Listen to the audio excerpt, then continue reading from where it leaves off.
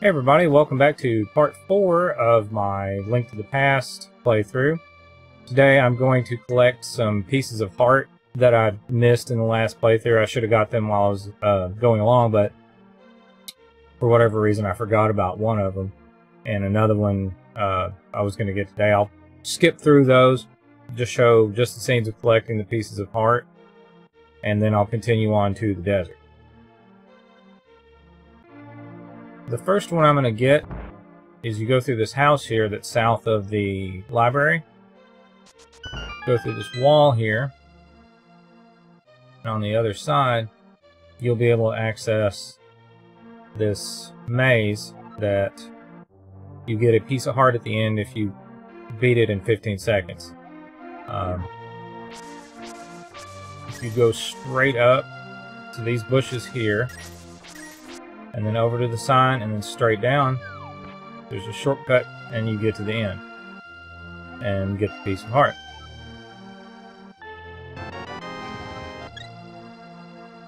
I missed is in the village. It was in this hole here where I first got the bombs. There was a hole in the right here that I completely did not see. So I'm going to get that one now. Bomb the wall, and it's in the treasure chest at the end.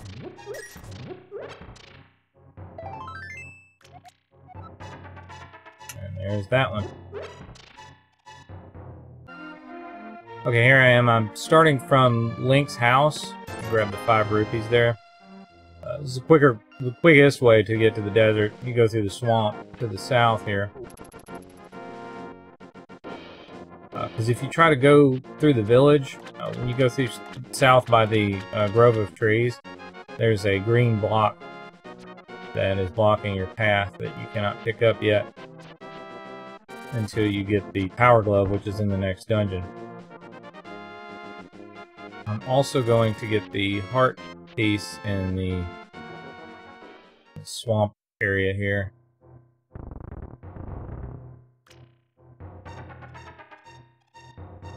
Pull this lever and it opens the dam and lets all the water out. And the little pool by the water outside will now be empty. And there'll be a heart piece in it.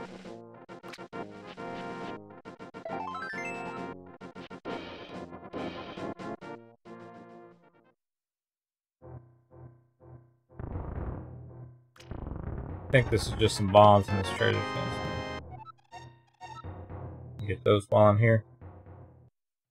Now we'll continue on west to the desert.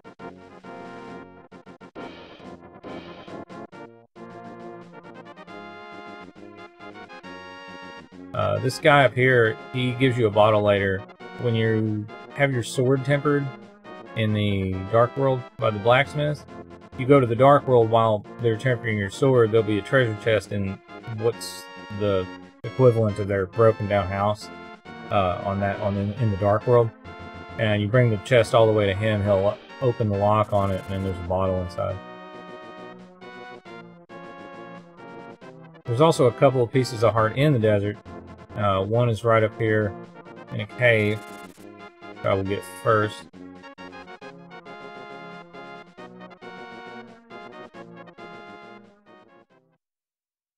The other one is outside on a ledge. When you're halfway through the desert palace, if you go outside, there's a path down to it. You can't get to it unless you go through the dungeon itself.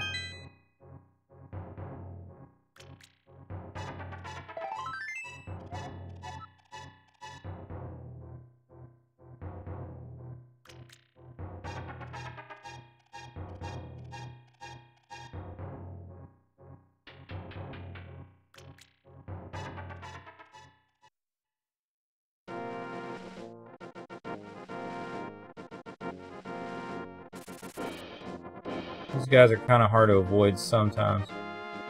Go up here, use the book on the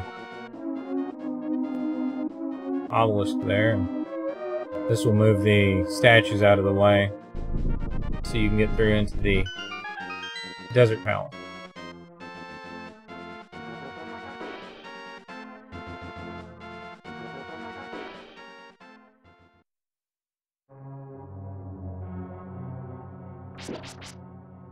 The thing about the desert palace is until the second area, the first area of it is not very linear. You can kind of go left or right to collect all the items here, but you do have to get the compass and the map and the big key before you can continue on further.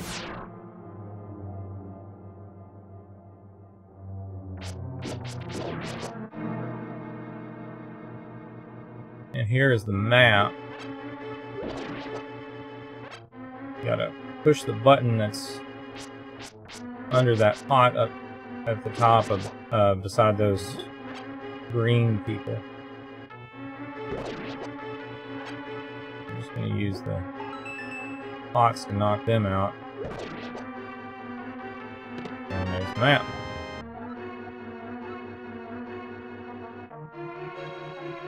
You go west from here. Key in this room. That allows you to unlock the door that goes to the compass and the big key.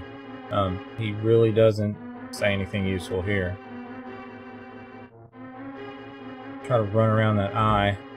Doesn't shoot lasers at me. We'll go ahead and go get the compass and the big key. There's also a room that's a trap, basically. I'm still going to go to it. It's this room here, because I want to get all the rooms in the map.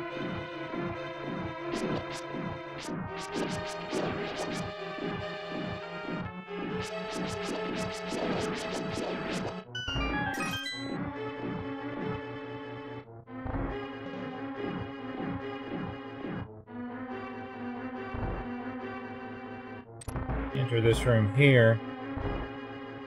That's the compass in that treasure chest.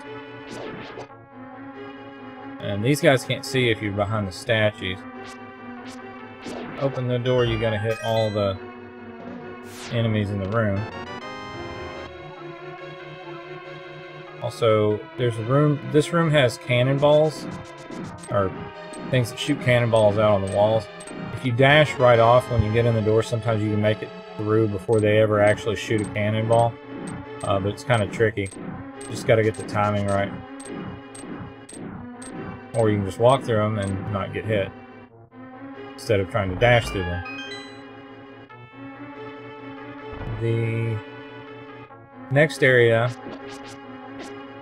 I'm just going to do this room for completion's sake. There is nothing outside this door. It's just a drop off that takes you back to the entrance of the dungeon. So there's nothing to do there. But now that I have the big key, the compass, and the map, I'm going to head to the other side of the dungeon and collect the treasure chest.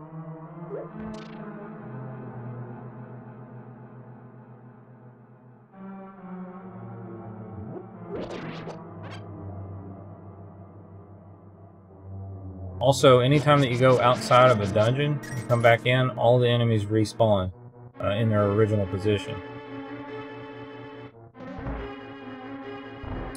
These pots are filled with a lot of useful items. If you feel like trying to chase that eye around. But that button's always under that one pot. And here's the power glove. This will allow me to pick up the lighter green stone, so I can make my way into the second area of this dungeon, and also there's many other things that you can access now that you have the power glove that are blocked by those green stones.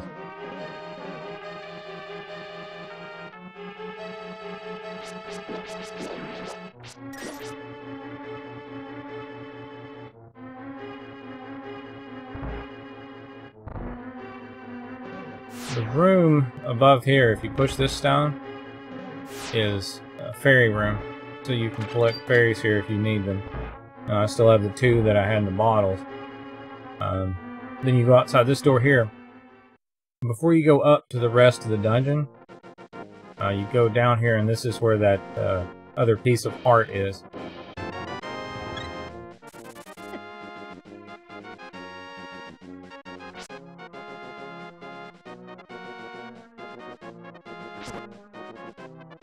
And then now I can lift these stones and get into the last part of the desert palace.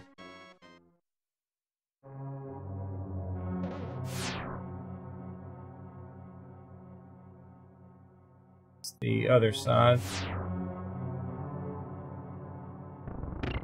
This is also the first dungeon where you'll experience these flying tiles. Some dungeons, later dungeons that have these, lock the door in front of you. If you know that they're coming, though, like this room, and it doesn't have a door that like pushes you out and then locks, you could stand in the doorway the whole time and not get hit by any of these. I think there might be one that can clip you on the edge, but I'm not sure. If you're worried about it, you can swing your sword while you're standing here and destroy it. I think it's the bottom left one that sometimes can hit you. But you're generally pretty safe in this doorway from these. And there's a key in one of these pots that unlocks that door. Always has to be the last one I look in. Okay, this part of the dungeon is linear, as opposed to the first half of it. Pretty much only one path you can take here to get through this. Again, you have to kill all these guys to open the door, and the eye can't see you if you're behind the statues.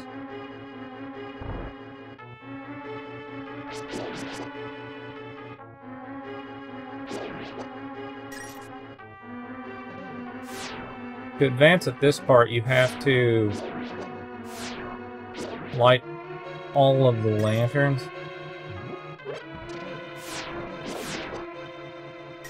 Which is not fun. If these guys are shooting at you.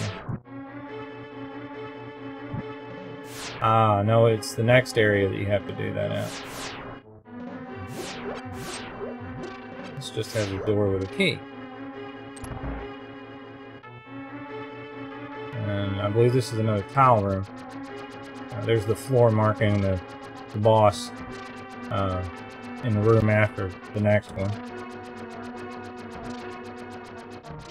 Wait for all these guys to finish doing their thing.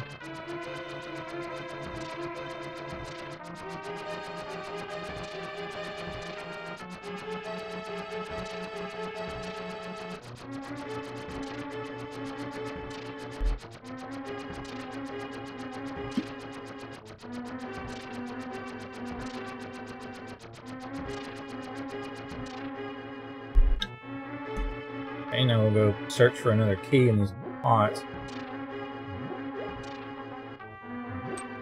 Oh good, I didn't have to look in all of them that time.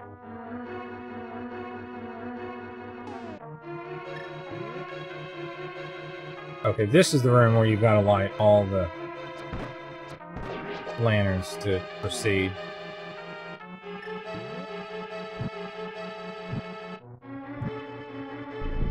And it moves that wall there to the left. It opens the way to the boss door.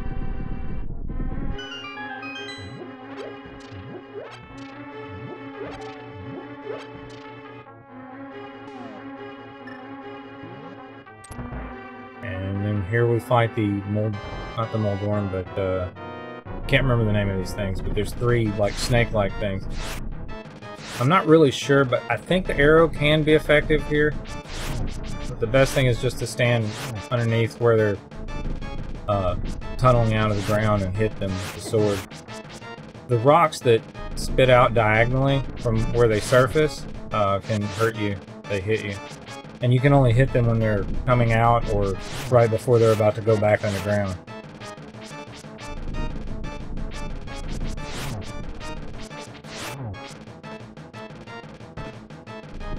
I guess that didn't do any good. Oh, I got that one.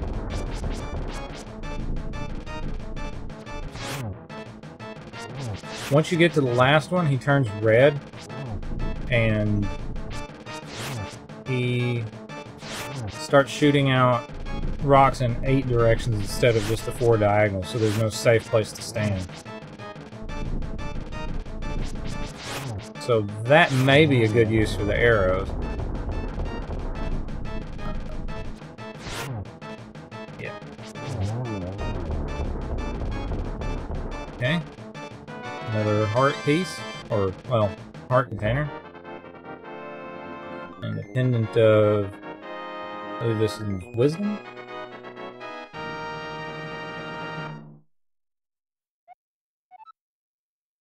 No, it's Pendant of Power. Pendant of Wisdom is the last one. Up on Death Mountain.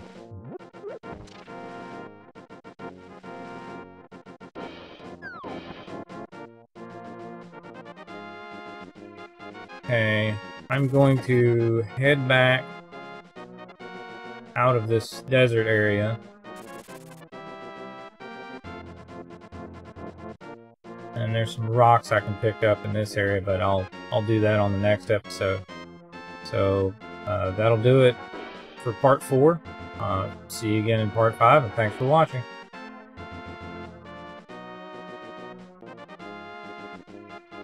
Hey everyone, thanks for watching my videos.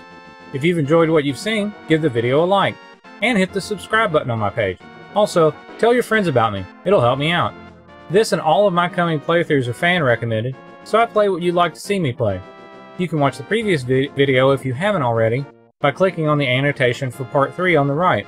And if it's up by now, the one on the left will take you to the next part in the series. This is Exustio, and I'll see you next time.